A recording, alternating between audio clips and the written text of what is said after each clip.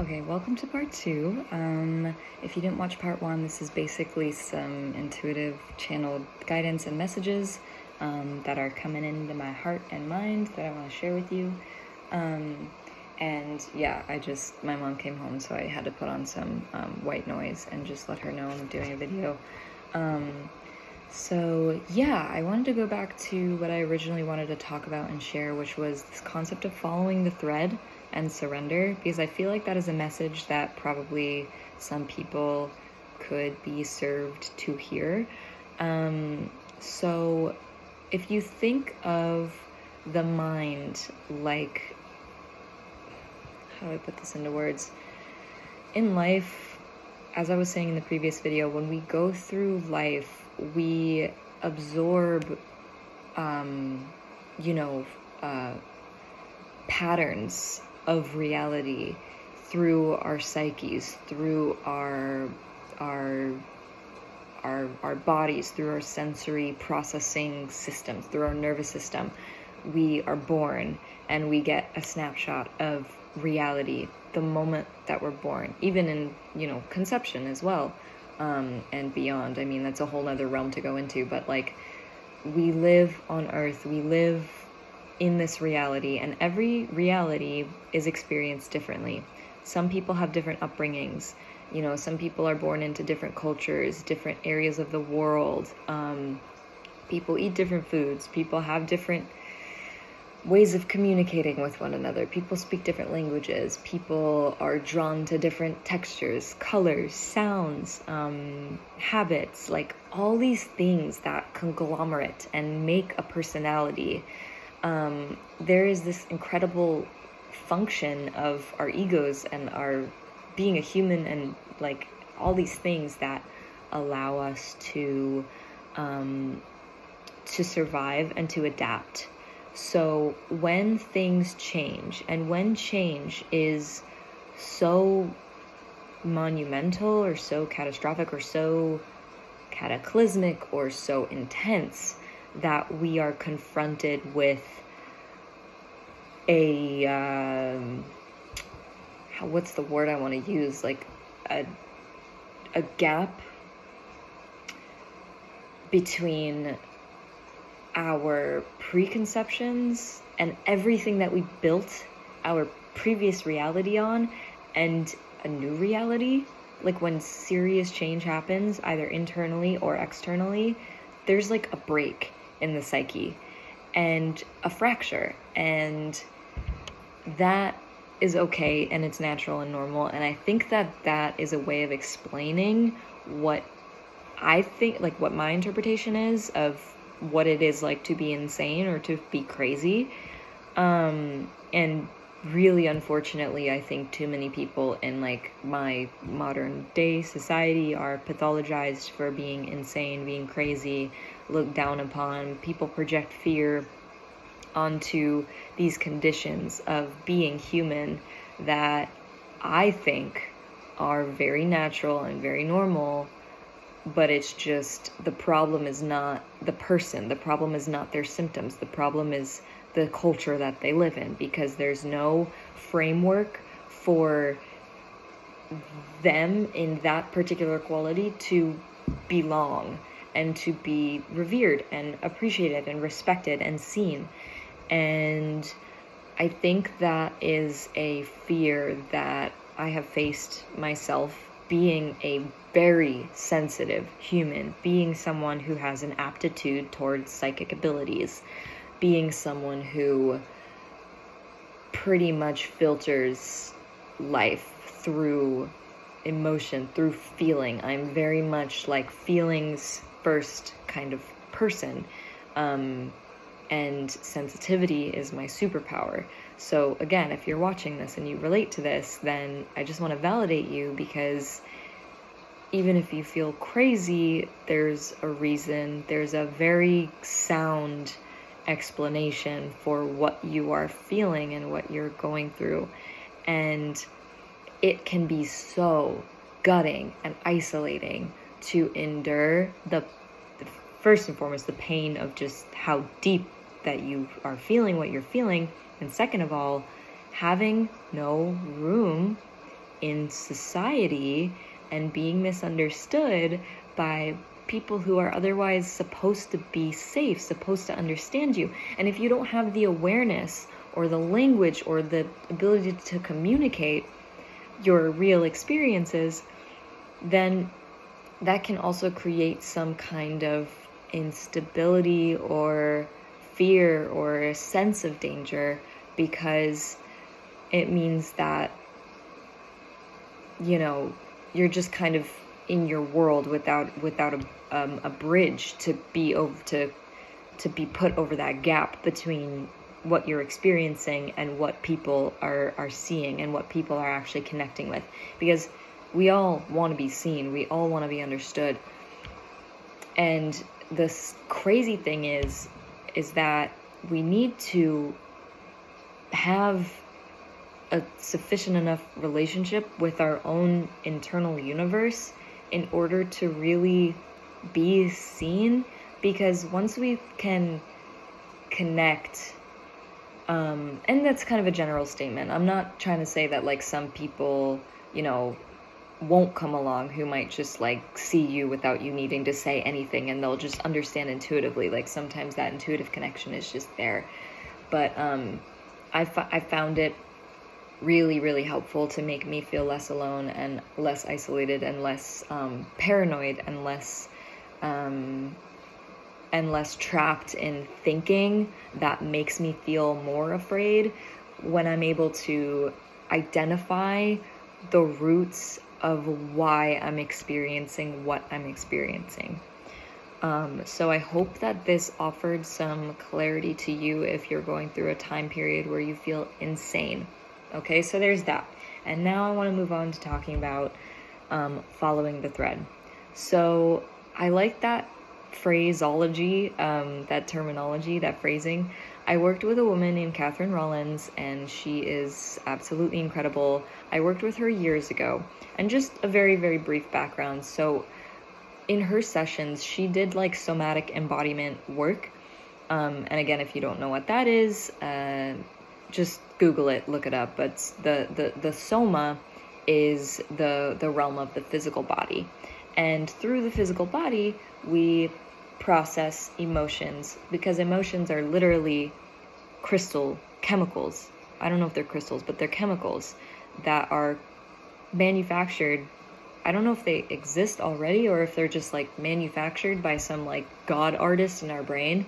But like emotions are chemicals, you know, hence brain chemistry. And when we experience certain stimuli, for example, when we're hugged, like our brains create and release oxytocin, and that creates a somatic or a physical or a felt experience of tingles and warmth and being able to breathe and like expansion.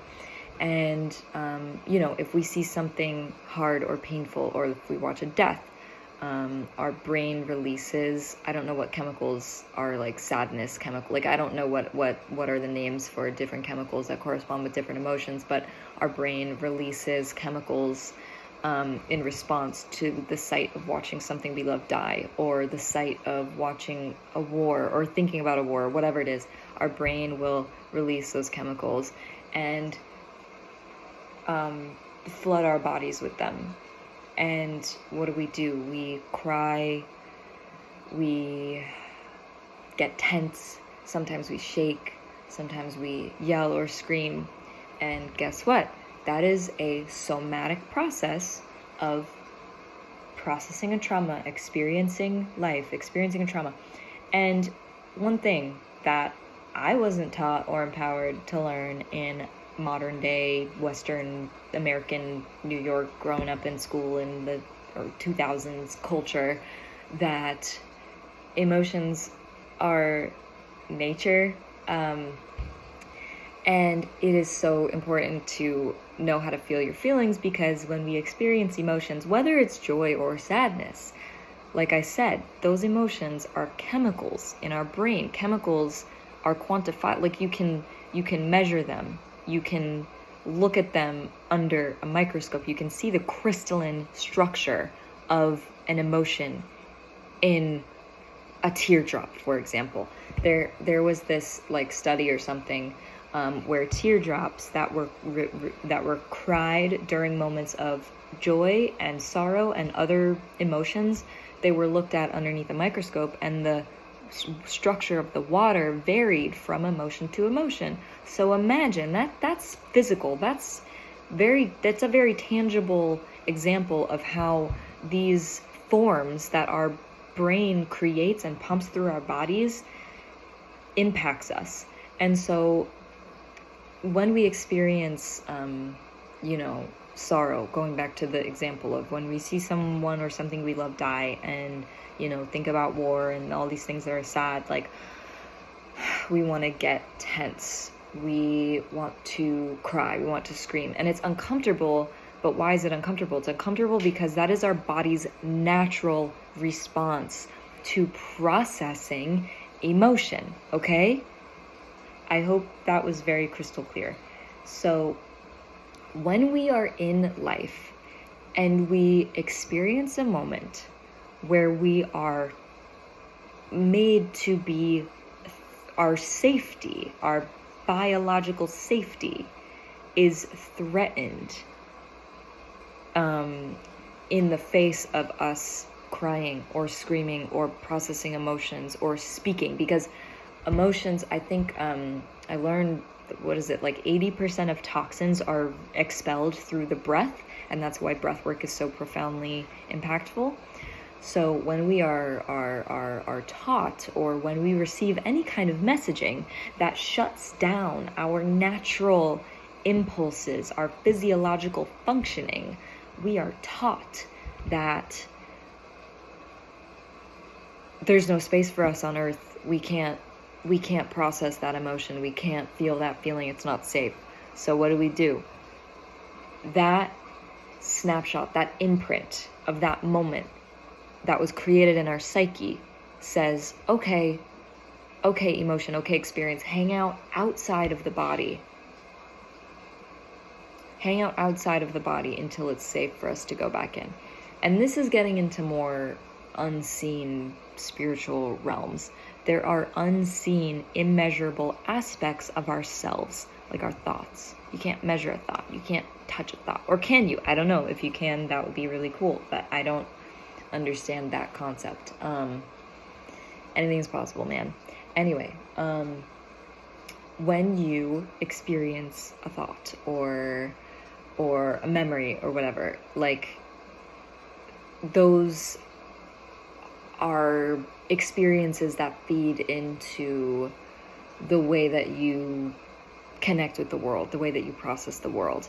And so when those ephemeral experiences, memories, thoughts, ideas, qualities, energies, when those things are not able to move through the body in the form of emotion, and I'm just reminding you, emotion is a physical structure that needs to be processed through the body, and different types of emotion feel differently because they're shaped differently, they are differently, and they wake up different processes in our physiology. So when that part of our soul, which again, I'm categorizing that as our thoughts, our perspectives, our memories, our inclinations. Sorry, my video cut off, but when those parts of our soul are disconnected from our body, and our body is a house for our soul, our body is a vessel through which the soul and these energies can be lived and felt, okay?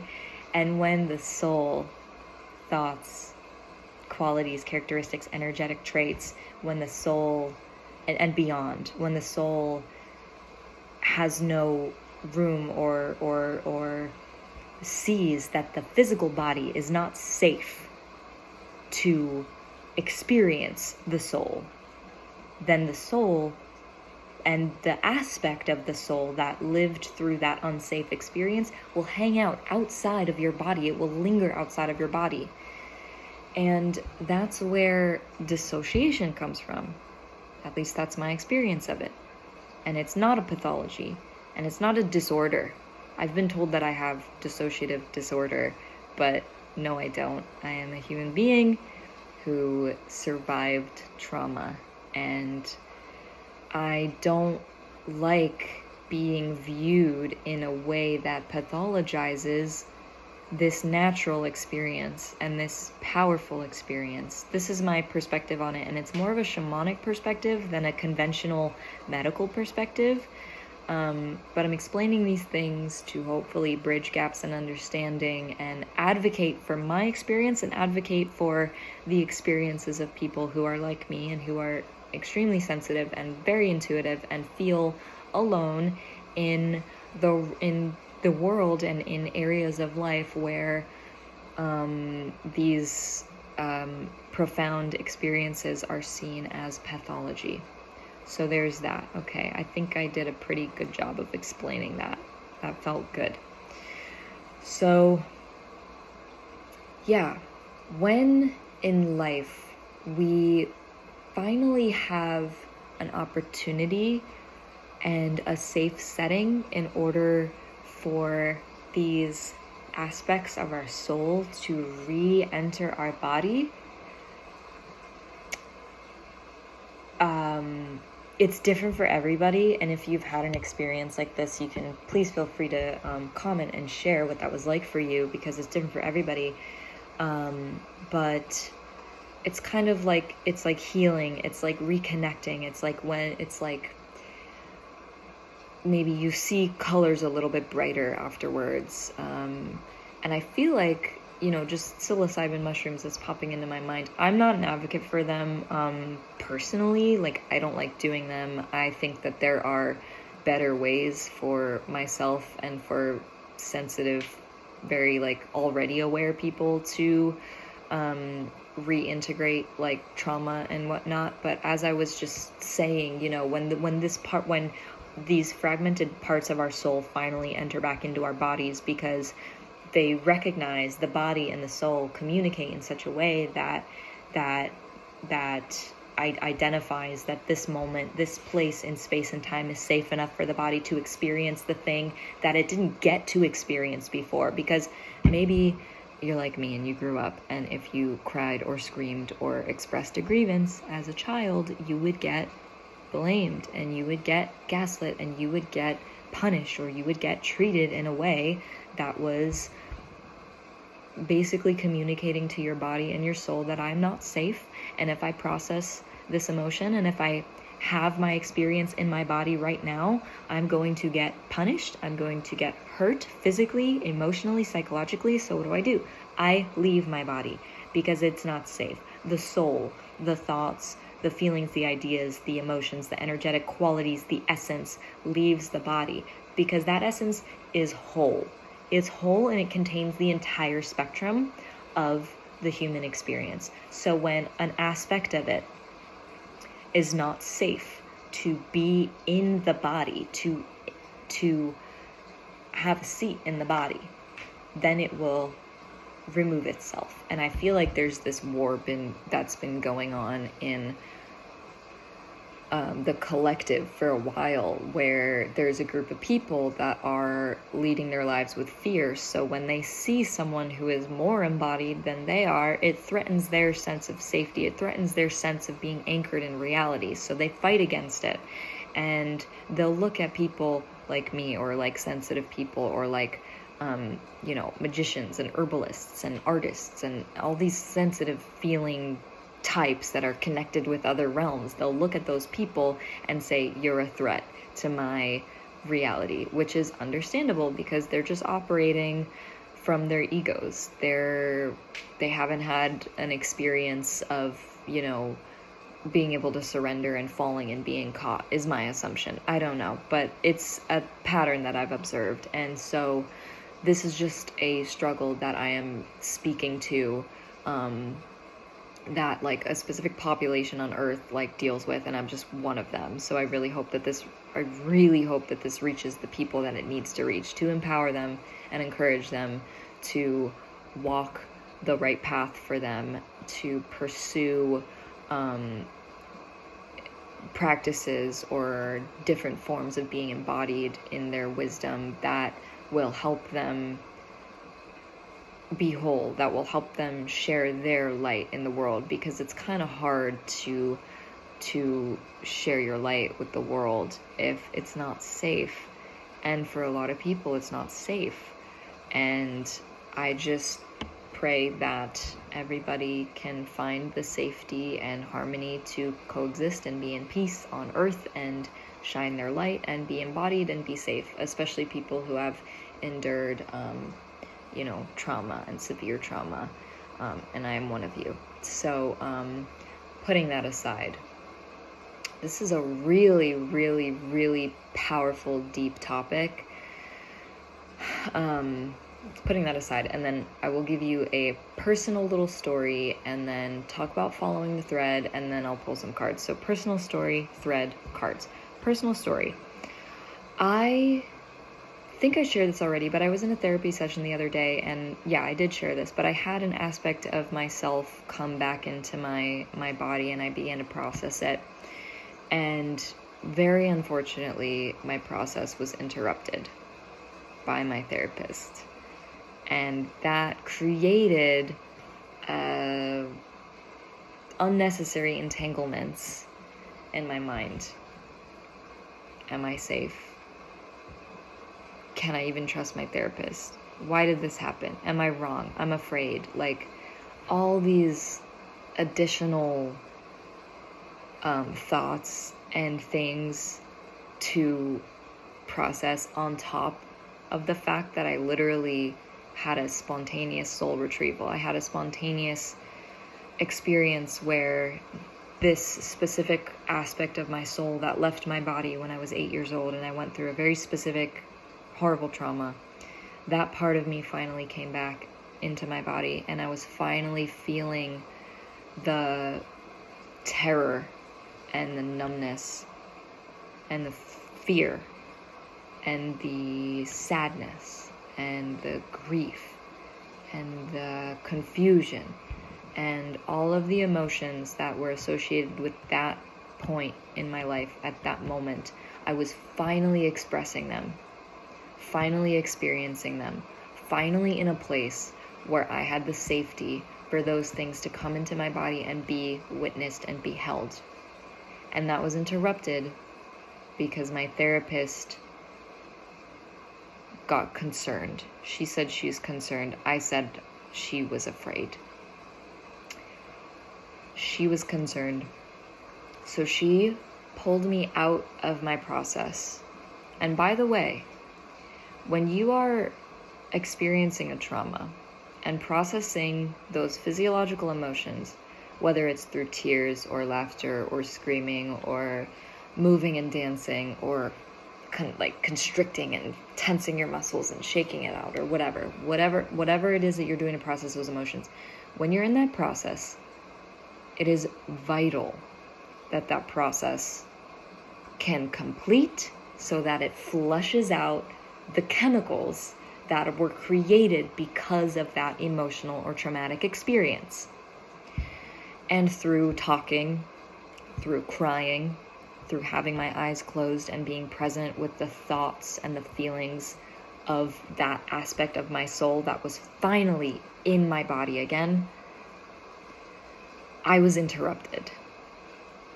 So it was like a part of my soul came into my body, and then it was told, you're not safe to be here, so you need to leave again. And that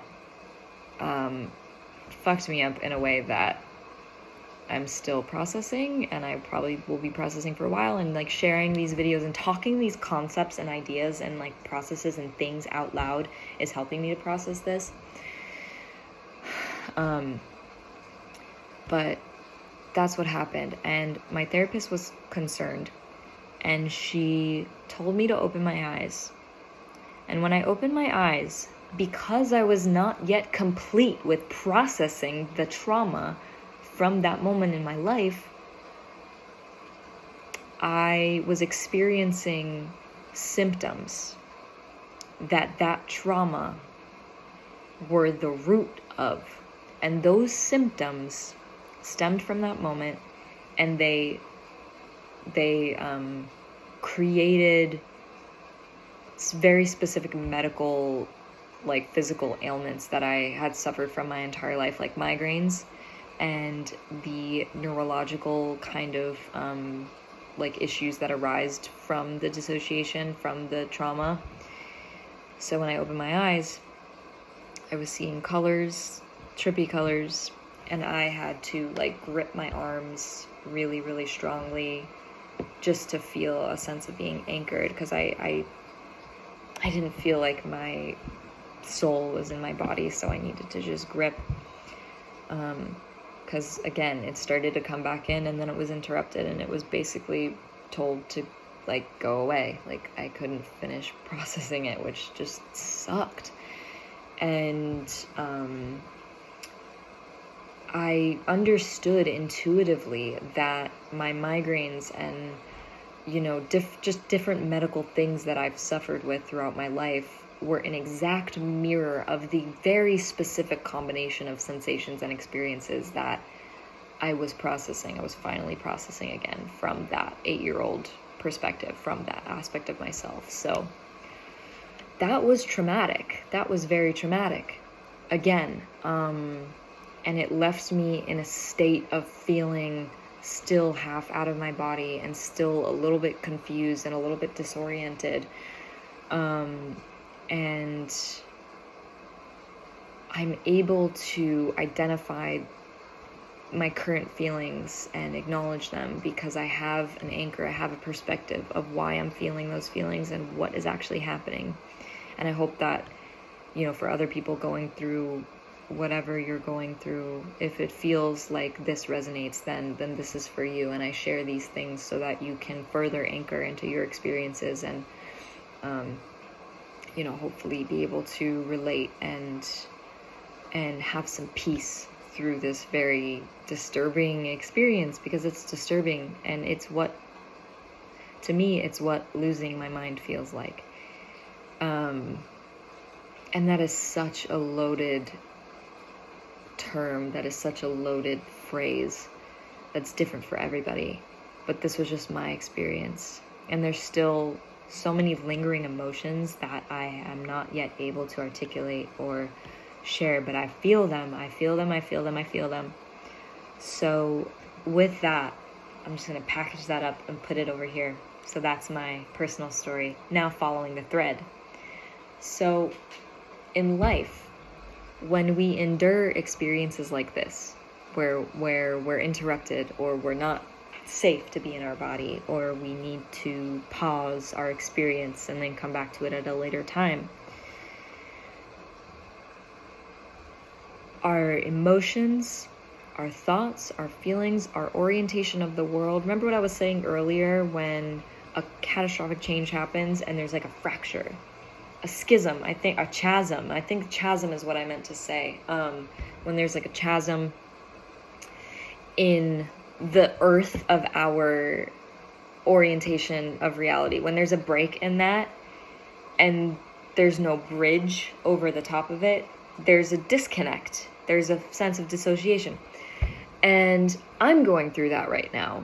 This process in my therapy session sort of catalyzed that in a way, unfortunately, unintentionally, but it happened. And I talked to my therapist about it, and she, you know, I had the conversation. I made her aware of the effects that had on me. And not to mention, she also, you know, imposed, she didn't impose, but she asked me if I had considered medication, and that made me feel incredibly unsafe, because fundamentally I value everything I've just been talking to you about. I value processing the feelings through a somatic lens, through the body, like being able to be in terror. Like if you're in a crisis in your life and you're scared out of your wits, it is necessary to have the safety to process that grief and that terror. You need to at some point in your life, be able to embody that fear from the abuse you endured, from the horror that you witnessed, from the crimes that you witnessed, whatever it is. you need to have a place to safely feel those feelings through your body after the trauma in order to become whole and be happy again. And I was literally in the middle of that process, and it was interrupted, and I'm pretty mad about it. But I'm very grateful that I'm able to speak about this and offer clarity to anybody who has been through something similar. And I feel like I want this video to find people who've been through like psychotic breaks and like haven't been able to recover, because I feel like this will offer a profound perspective for those people, or for anybody experiencing any kind of patterns or symptoms similar to this. Okay. So the thread, as I was saying before, we go through life and we build, what is that? That was interesting. I don't know if that was a raccoon, but it was this like big black, like lumpy looking animal that was really interesting. Ambling along just on the lawn outside. This is my current view right now. I don't know if that was a good shot. I couldn't see it, the front camera. Anyway, so, okay, let me just put do not disturb on because I don't want to get any text in the middle of this. Okay, so following the thread, when the framework and the map of how we've oriented ourselves in reality is broken and then being mended through soul retrievals, through reintegrating lost parts of ourselves. Imagine a tapestry and there's a hole in the tapestry. And soul retrieval is like taking the piece of fabric that was cut out and sewing it back in. And imagine when you're sewing it back in, a big tornado rips it out of your hand and loosens the threads. So you have that piece and you're aware of that piece, but now the tornado ripped the tapestry out of your hands, so you need to go and find it again. And you need to untangle the threads, and you might need to cut the thread to replace it with new thread to put it back in the tapestry. So instead of having a clean process, which is ideal, it's ideal to have a complete clean process, but life is messy and we can't control these things all the time. And so when we are in the middle of a process and it is interrupted like that, at least we have awareness of the part, and we're resourceful, we're surviving, we're here, we made it this far. Evolutionarily, we are doing amazing because we are here and we are feeling the pain and discomfort that are signals that our body is sending to us, that is a sign that we need to evolve and adapt and change and whatever. So the thread, sometimes we are able to have an experience or even relationships with people or connections. A lot of the time, subconsciously, we seek out relationships to resolve these traumatized aspects of ourselves. But a lot of the time, we are behaving from a place where our subconscious is trying to resist the change or trying to retrieve the lost parts of our soul through having an experience or recreating a subconsciously familiar experience with a new person. A lot of the time in romantic relationships that happens, and it's not necessarily a bad thing, it's just natural, and it's literally the laws of nature and physics and the universe and whatever. So when we're aware of it, we can actually take back our control and our power, and we can create an environment and a setting where we can do that work. We can do that work without creating more trauma, without creating another memory of a bad breakup or whatever. And you know what? Like, I've been through that, and I'm very sorry for all the pain that I have caused in my life. And, I'm not alone, and it's just a part of life and learning and growing. But still, I just, I feel that in my heart. And I feel a lot of love and sorrow for all the times in my life in the past where I didn't have the awareness that I do now, and I created unnecessary entanglements. And coming back to the thread thing, entanglements, that's what I wanted to get at. So in life, this is the message that I woke up hearing that inspired me to do this video. Sometimes you need to cut the distractions away, calm your mind. But don't force your mind to be calm. If you feel crazy, that's okay. But find space to be with what is. Okay? Your awareness is like a magic anchor. And when you can fixate your awareness on your state of being, no matter how insane you feel, be with the insanity. Observe the thoughts. Observe the physical sensations that you are feeling in your body. Observe whatever you can. Be with it. If it's too much, that's okay. That's okay. And as I'm saying this, I can feel more parts of my soul like coming back into my body, because I had a moment where my hands were tingling and I felt this heat and I felt this like fear in my chest. So this to me is a symptom that these aspects of my soul that were once unsafe to be in my body are now in my body, and I am experiencing small waves of the residual like terror and emotion and stuff and the noise, and I can hear it as I'm speaking, as I'm processing. So this is a lot to be with right now, but I'm telling you, follow the thread, and you will, if the root of your current ailment right now is a severe trauma, you will at some point or another come into contact with emotions that are very scary and very real and very painful and might make you feel unsafe.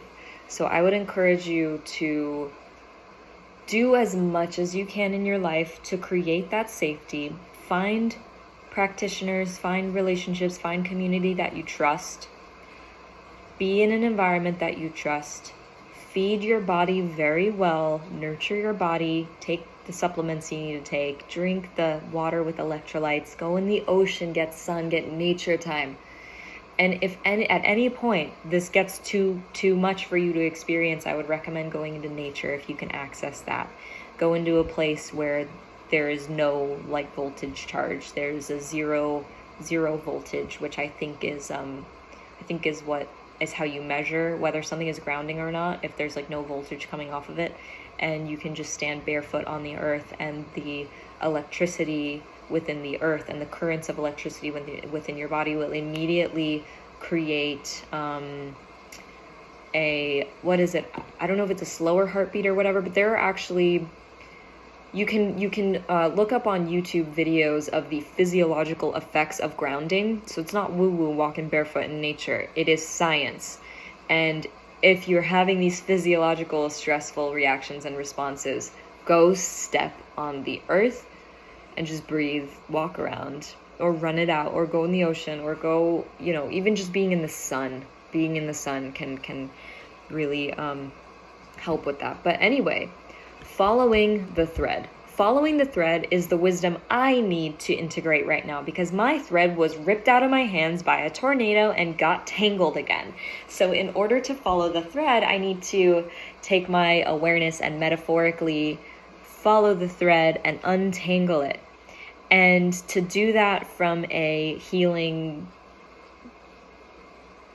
this mental insanity way, like doing that in a way to address these symptoms of feeling insane, or feeling disconnected or feeling disassociated, it's necessary to follow the thread. And so, create that safety for yourself as best you can. I'm going through it with you. I'm literally going through it right now. And once you have that, allow your awareness to be present with the sensations and with your experience, and take as much time as you need and take breaks as you need. Have a journal to process, validate your feelings, and share your feelings with people who are willing to see you and willing to understand you, so that you don't feel even more crazy and you don't create further entanglements. And if you are a brave soul like me, and you are willing to dive into these profound depths that you don't often see invitations to do in your outside world, it's inevitable that you're gonna have a bit of a disconnect between your internal experience and your outside world. You can tell the story, again, to people who want to listen, who will validate you, who will understand, who will meet you with curiosity, and who genuinely understand the way that you operate and the way that these things work. Because if you try to share your vulnerability with someone who disrespects you and someone who doesn't care about the way that you experience things and about your perspectives, then that could be not helpful. Like, unless you can handle that, you know yourself better than anybody else. But I just find that personally, when I'm integrating an emotion or an experience that is that I have never expressed before or that I have never heard anybody talk about before, it's really important that I have space to be validated, because the reason being is because I'm already like walking on such a thin line in my own experience. I'm already so susceptible to energies. I'm already so sensitive and impressionable to energies. So for me, having a solid grip and a solid perspective and a solid view and insight on what the hell I'm experiencing is very important. So it's very important to me that I have the support from people and to verbally hear the affirmation like, wow, yeah, that makes so much sense. Like, I really understand that. I really connect with that. I really relate to that. So that's just a suggestion for me. Take it if you wish. But anyway, following the thread, and then we're going to get into the reading part. But I hope that made sense. So, you know, even in life, when you feel like there is so much chaos going on and so many different little things are triggering you, to me, that's a sign that I need to step back into my body and follow the thread. And it's going to take me on a wild ass journey, because there's a lot of stimulation, there's a lot of experience, there's a lot of sensory processing that needs to be done in order to get back to the root where peace and stillness and clarity and happiness and connection exist. So that felt really freaking powerful. I really hope this reaches the right people. I'm going to pause this and start a new video and then read some tarot advice for those who need to hear it. All right, so welcome to the tarot portion of advice for people who feel like they were going insane.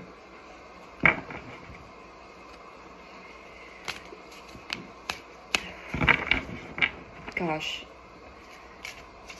talking and being in this seat, like, is such a catalyst for releasing like so much energy. It's like profound, and that creates a lot of heat in my body and like a lot of energy. The Hanged Man. So allow the letting go to happen, allow the death to happen. And for some people, there is a need or more of an emphasis that needs to be put on forcing yourself to change and forcing yourself to let go of the habits that are keeping you trapped, that are keeping you confused, that are keeping you stressed out. So it can be as simple as breaking the pattern. If you are sick of feeling all twisted up in your mind and repeating the same patterns over and over, take your legs, walk yourself to your chair, walk yourself outside, sit yourself on the ground, close your eyelids, breathe, and put your awareness on what you are experiencing to change the way that you relate with the chaos that's happening. There is an attachment that is getting in the way of your energy moving. I really hope that makes sense. So change the way you relate to what you're experiencing. You are not wrong for experiencing what you're experiencing. You just need a different relationship to free your mind and to free your body and to allow the difficult sensation and the difficult process to actually move and flow through you.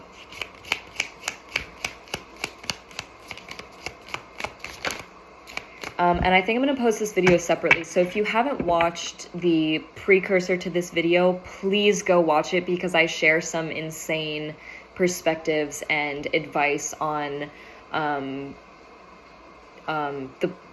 process of feeling mentally insane. And I promise you, it's very grounded and it's very deep. So if you're in need of an intervention and you feel like you're going crazy, or if you've ever had what feels like a psychotic break or mental breakdown or whatever, or if you just feel called, please go watch it. Please go watch it. And if you resonate with this reading so far, please go watch it.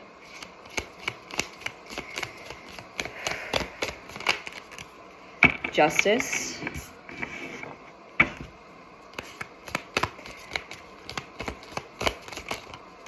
The High Priest. Oh wow, the High Priestess and the Empress. There were certain things that you've been through that weren't fair, that weren't balanced, that weren't equanimous or equal, and you are coming into balance. You're coming into balance. So know that beneath all of we have 4 major arcana cards right now. The major arcana cards are symbolic of very significant energies and things in life. So it's like we have 1, 2, 3, 4 different channels of very significant processes that are occurring in your life right now at once. That is a lot. And you're not crazy. You're not crazy. Okay, I'm gonna say that first and foremost. You might feel crazy, but you're not crazy. It's just a lot, and it might be too much.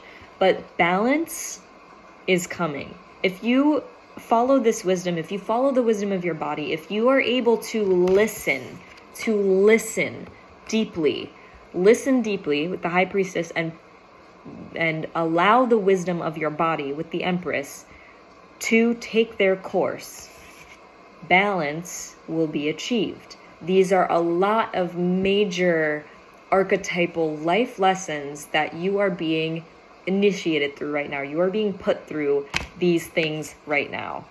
If this resonates with you, only if this resonates with you. That is profound.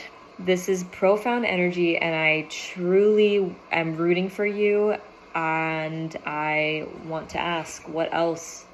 What other supporting messages do you need to hear? The Page of Pentacles. Supporting messages. The 8 of Cups.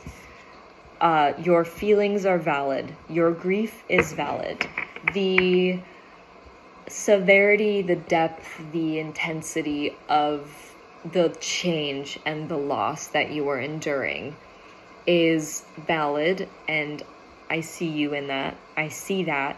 And put a post-it on your mirror or something, or ask a trusted loved one to feed you back the narrative, the words, the verbal affirmations, if you're a words of affirmation girly like me, like your grief and I want to say the viscosity, but that's not the right word, but the volume, the sheer volume of your feelings right now is so seen, and it's so valid. So that you are being acknowledged by the spirits that are overlooking this reading, that you are seen, you are seen, you are seen, you are seen, you are seen, you are valid, you are valid, you are valid. Your emotions, the intensity, the depth of what you feel. We have water, and then we have the number 8. 8 is infinity. It's subconscious, it's depth, it's the unseen. Water is also deep and mysterious and unseen and confusing. So you're being acknowledged for all the sensations and all the feelings and all the pain and everything that you're feeling. And it's crazy because as I'm doing this reading, and as I was talking in the video that I just did before doing this reading, I was basically doing like energy work on myself. I was processing my own trauma, like I was processing my own energy while I was doing that video. And I'm noticing that the sound of my voice is changing. I don't know if this is noticeable, but I can feel my sinuses really open, like they're really open. And I think that's because my body created heat to allow, whatever was in my sinuses to kind of melt down. And it's just so interesting the way that energy impacts the state of the body, and how releasing and facing traumas and fears and reintegrating them creates so much energy and so much clarity in the body. Like, I don't even need to say anything, but I'm just going to point out, like, do you see how passionate I am right now? It's because I allow myself to feel my emotions, and I do not fear the dark, and I do not fear this energy. And I want to encourage you so deeply that you can do the same. You can do the same. You can do the same. And I'm not like this all the time. I have moments where you don't see it right now, but at least I don't think, but I have moments where I'm in the thick and I can't even recognize myself because the feelings are so big. And that's part of the process. Surrender, surrender, surrender. Page of Pentacles, I don't know what this is saying. I think this is pointing towards, that's a little elusive actually. So I'm going to just ask, what is the Page of Pentacles saying? And is there just anything it wants us to know? The Six of Wands, you're going to win. You're going to get the results that you want. For some people watching this, you might have a chronic illness or a physical impairment in your body. You might feel like you are unable to even like walk or like do some like physical action as well. Like your body might feel really uncomfortable.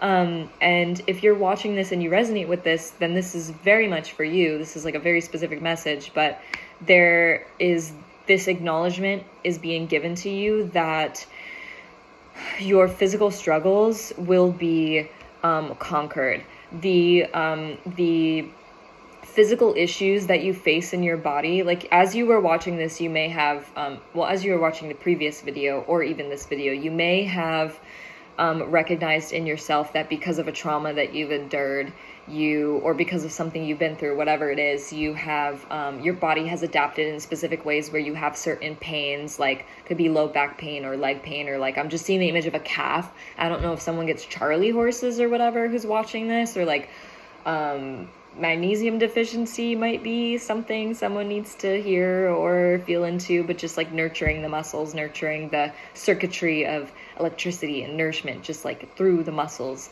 And that's so interesting. My mind is just going to all these places. For some people watching this, you need to pay attention to your musculature, and you need to nurture your muscle tissue, and you need to drink electrolytes. And yeah, you need to drink electrolytes, and you need to eat foods that are good for you. And I feel like green things, like cooked green spinach and kale and chard or whatever, I'm just seeing a vision in my mind. So for someone watching this, that's relevant. That could help you with your electrolytes maybe, or with your like potassium. I think potassium was why maybe, I think spinach has a lot of potassium, and I think that's an electrolyte, and that can help you with your musculature. So if you're experiencing some physiological like muscle like thing, or if you get spasms or cramps or whatever, or if maybe even if you're a runner, or like you do like a lot of yoga, or like just working out in general, just make sure you take care of those muscles. And also processing your trauma or your energy or whatever, like through your physical body, and just taking care of your like athlete body will help you feel victorious. I mean, that's what this is saying to me. That was really specific. That was fun. Okay, wow, what else? What a wild ride. What other messages for people who need to hear this? Let me just think for a second. I'm going to put these back, actually.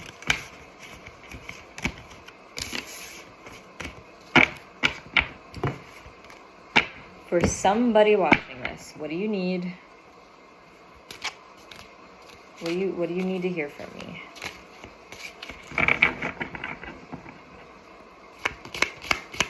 Okay, so I just heard, I am listening, you are listened, you are heard. So if you've been wanting something or praying for something, it's heard.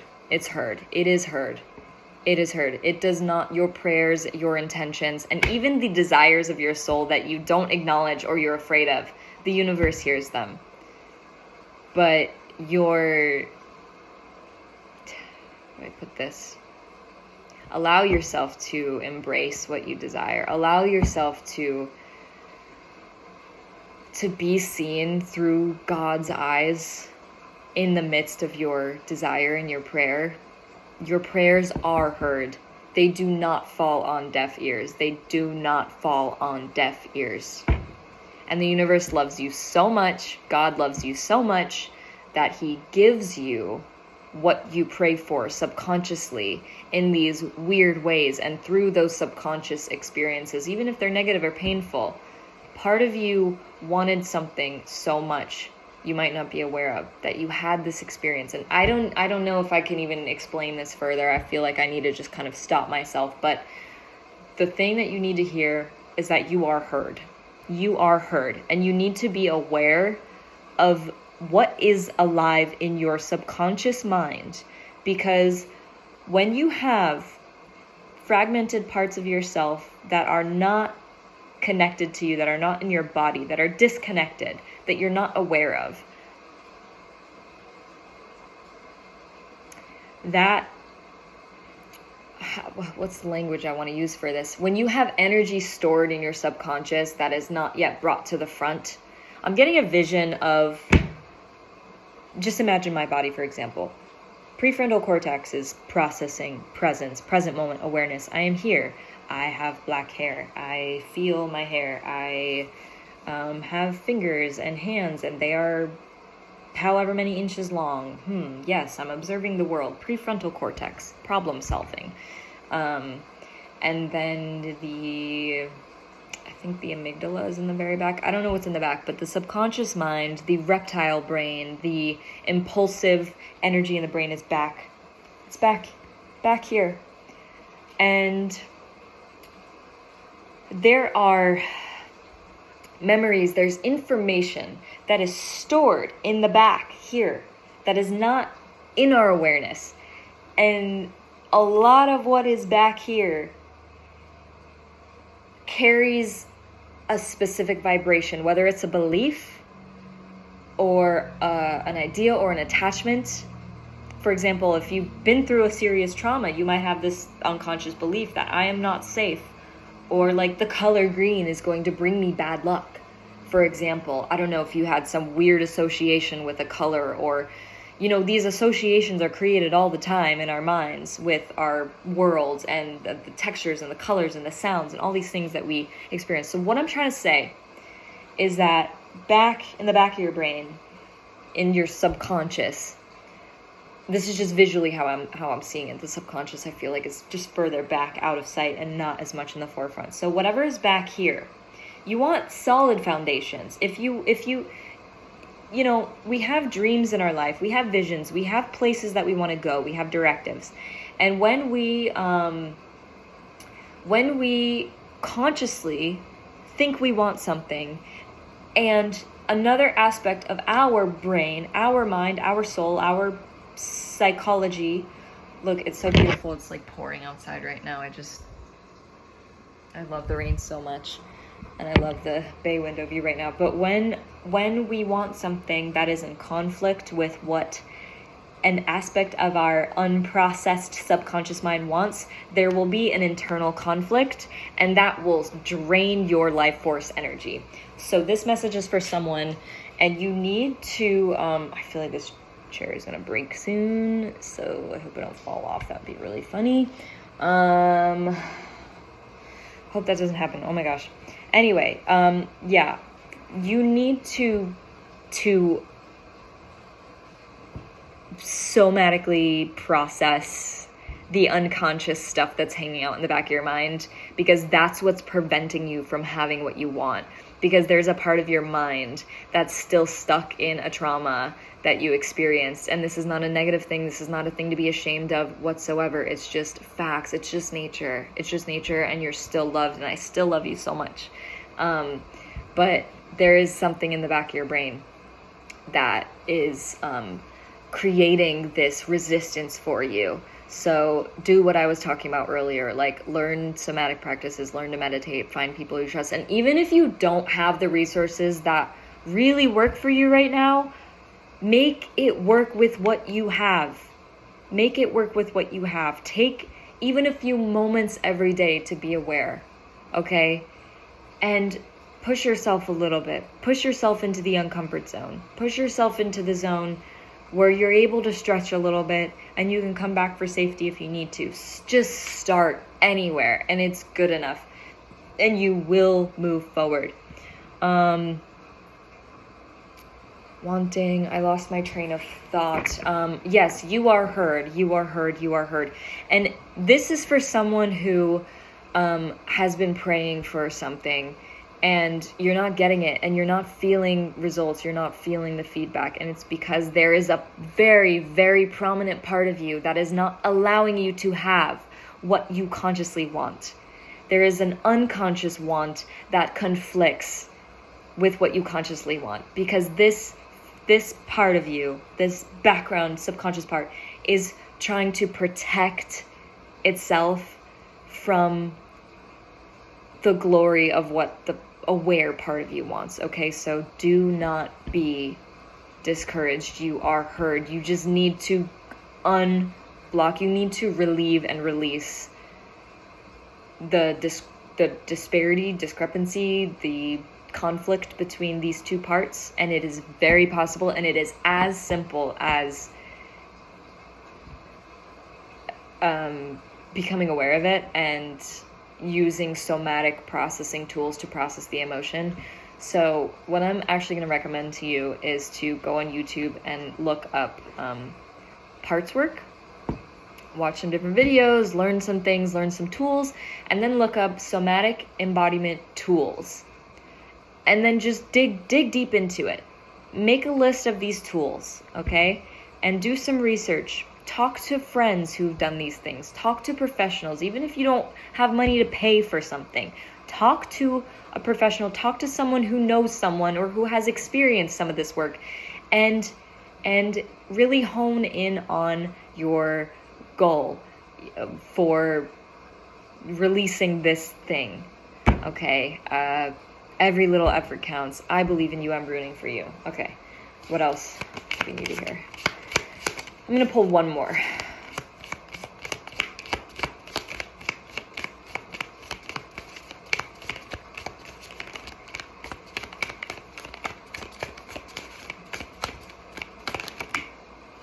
You're becoming in tune. You're becoming in tune with a lot more. I think watching this video maybe, or either watching this video or like what you've been going through in life recently has opened you up to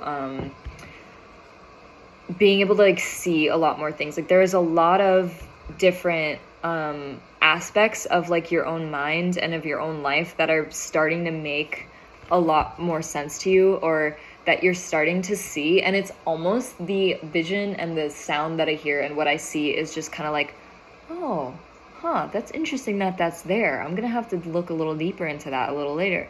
Oh wow, I didn't notice that there, but that makes a lot of sense. And it's interesting that this thing is here and this thing is there, and I wonder how those two relate.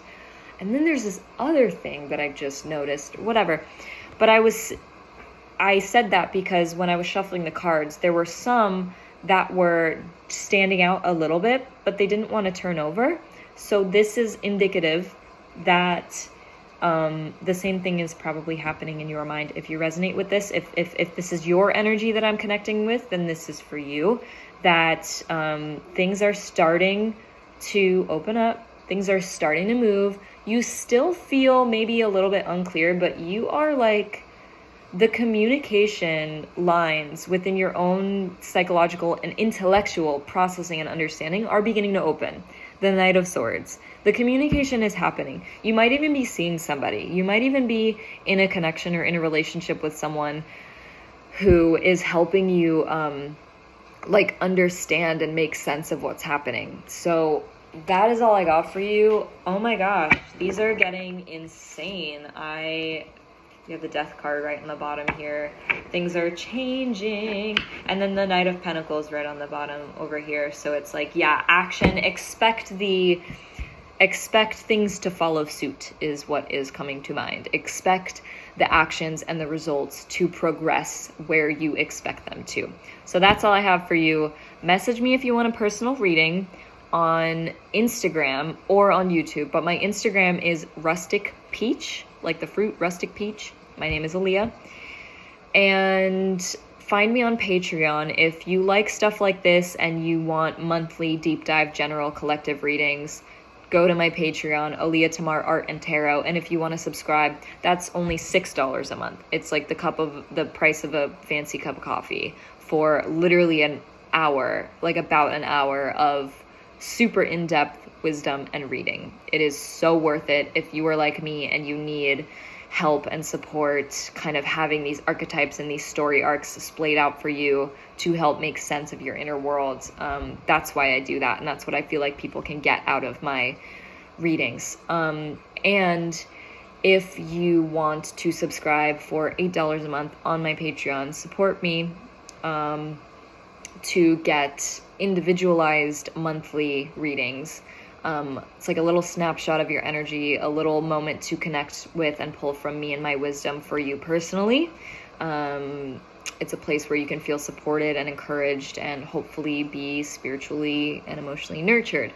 For just $8 a month, I have 4 slots left. I believe I have 4 slots left for that on my Patreon, so jump on it if you're interested. And again, message me if you want a reading, and thank you for being here.